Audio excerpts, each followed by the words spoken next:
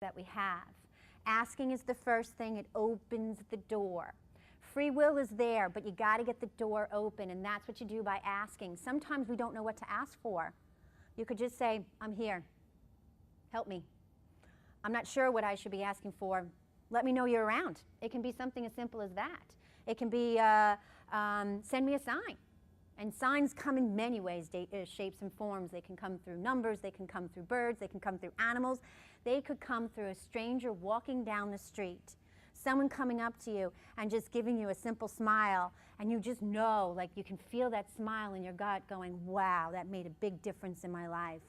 Or I've had it happen, like someone coming up to me on the street saying the exact thing that I need to hear. And I was like, that's exactly what I know it was a message. I just know. I'll share a story with you. It was when I was from New York, and you'll pick it up in my words. It comes through. I'm from New York, and I was doing a major life change in my life. And I was on the phone with a friend, and she said, remember, Mary Beth, you have to go through all letters of the alphabet. You have to go from A to Z. And my focus at that point was like, no, I just want to get to Z. Let's get to Z, and let's get there now. And next day, I'm talking to another friend, and she says the exact same words to me. Remember, Mary Beth, you got to go through all letters of the alphabet. You have to go from A to Z.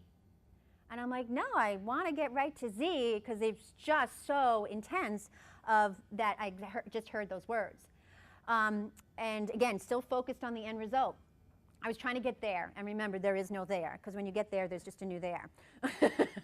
It's all part of the growing and learning on our journey. So I'm driving home on the freeway, 2 cars in front of me. One car, the middle car pulls out. I come up on the car in front of me. Do you know what's on that license plate? F-R-O-M-A-T-O-Z. Yeah, no. I was like, okay, I gotcha. I hear you loud and clear. And it took 3. 3 is really how they work with me. You can develop how they're going to work with you. 3 is actually a very divine number. But it took 3 messages for me to hear them. And I was like, I got you. I got it. I understand. I'm trying to get it down to 2, so they only have to knock me up the head twice for me to get the message. Now I'm down to 1, so it's just like I hear it. I hear it very clearly. But you know, even every single one of us, we're all growing and changing. Sometimes you feel like they're right there. Other days you feel like they're far away. The days that they're very far away is the day that probably your energy is very constrictive. So remember that sometimes. I say to a lot of my clients, and they're like, I'm not getting the answers. I'm not getting the answers. I was like, go out and have some fun. Go out and have some fun. Laugh. Be free. Watch a child. Look at a child when they're running around and stuff's running down their face and their hair's in a big knot and they don't care. They're having fun. They're just receiving everything in from the universe. So if you can just have some fun and release that constrictive energy, you'll start to see some miracles in your life. It's very important that you do understand that we do create. We are co-creators with our universe. And they're helping you through your free will to see and to help you on your path. So you're responsible on some level, and they'll pick it up on the rest. Very often I say to my angels, I say, you know, I'm going to do this here. You take care of that. It's like a bargain that I make with them. And I'm like, because I start to think about this way too much, I get in my head, my energy gets constricted. And I can feel it when I'm doing that. So very often when I say, you take care of that, it really does feel, I feel lighter. There's a burden that's been lifted. So if you would like to look at that from that perspective, it can definitely help. Trusting, you're asking, you're surrendering the problem, trusting that they're hearing you, trusting that they're there. And that's all part of that faith issue. Sometimes it's very challenging to trust when we're not getting some answers. So that's when you can actually ask for a sign. Has anyone ever done that, ask for a sign? Good. Do you get them? You don't? We'll talk. I guarantee you're getting them, you're just not seeing them, okay? Yeah, you're not seeing them. So we can talk afterwards if you'd like to share your story with me, and I can illustrate what I'm talking about. So for those who have gotten them, you've actually seen them, you felt them, yes? No? So you've asked for a sign, but they haven't come through, you're feeling. Okay. You're probably not seeing them. if I had more time, I would say let's do that right now, but we can talk afterwards. And I'll point out, I guarantee you, you're just not seeing it. It's there. Remember, sometimes we get so focused on the way we think it should come in. We're thinking it should be this. But they're saying, why don't you come on over here? I got something for you. So we have a tendency to stay in what we think. So we'll definitely talk afterwards, so hopefully I can open that up for you, okay? And they're guiding you down a path. So trusting, even though you feel like you haven't gotten your answer, do you still trust that they're there? Good. They're there to give me all the negatives. Well, I don't think that's happening, but again, if I had more time, we could take care of it in here, but let's talk afterwards. They're not showing you the negatives, they're revealing something to you so that you can learn how to release. So that's really what it is. It's all about learning and growth. But they're there to kind of show you. Sometimes we sit in what we don't want to give birth to what we do want. Contrast. The world is based upon contrast. So definitely talk afterwards. Good. I'm glad you still have your faith. I hope in the back you still have your faith. Good, good. Because trusting and having faith that they're there is a big part of the plan. The other thing is divine direction. This is where that might answer some of your questions, is that we think it should be this way, but they're calling you over here. And I'll give you a story to illustrate this. This was one client. This is a fantastic story that I was working with. And she was calling in a soulmate partner, a real partner for her in her life.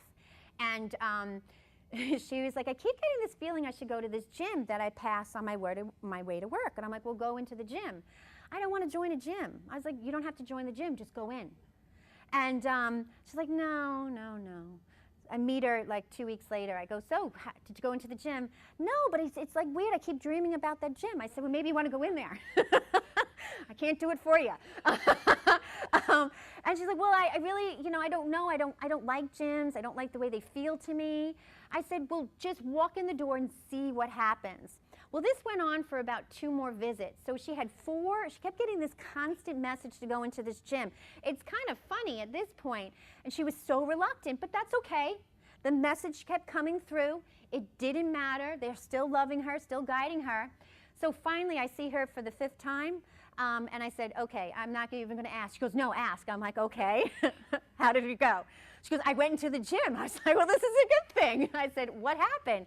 She goes, well, the first time I went in, I didn't really, I don't know, I felt funny, so I left. So a week later, I went back in again. I said, and what happened? She goes, well, there's this really nice guy at the front desk. I said, yes. And she said, well, we're dating now.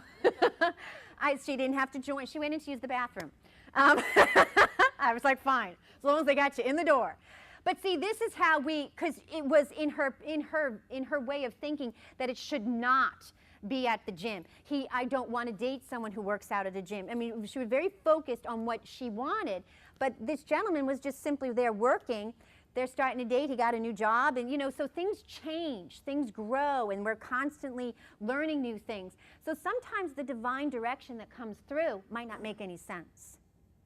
It's going to feel good. See, that's the difference to know what your inner voice is telling you, which is your divine, your intuition, that divine connection, or what is your ego saying, wishful thinking. See, your ego is wishful thinking. I want it this way, I want it this way, I want it this way. So sometimes we get confused. It's like, oh, that wishful thinking is telling me that's the angels, but it doesn't make sense to me. But this doesn't make sense to me over here, but I'm gonna hang on to this wishful thinking because this is really the way I want it. See, so you're being pulled to a place that your ego's talking to you that might be filled with fear and doubt. And that can get very scary, and that's when you kind of lose your focus a little bit, going, well, is this my angels or is it not? I'm not really sure. Now, you can go out and talk to people that work in this field and see if they can help you with that. But remember, there's a good key to feel if it's divine direction or not, or if it's your angels talking. It might not make sense, but it's going to feel okay. So you have to work a little bit with the fact that it might not make 100% sense to you, as such as the gym scenarios I gave you. But it just kept coming through. It was persistent, very persistent, but it felt okay. Even though she questioned it, it felt okay. And that's a good way to decipher between wishful thinking and divine direction. It might not make sense, but it's going to feel like it's okay. And again, when I got my messages, and that's just one of many, many, many, many stories that I have received from my best friends on where to go on my path. It did not make sense. I used to work at a metaphysical store in the LA area, and I never looked in this store to work because the energy felt a little off to me.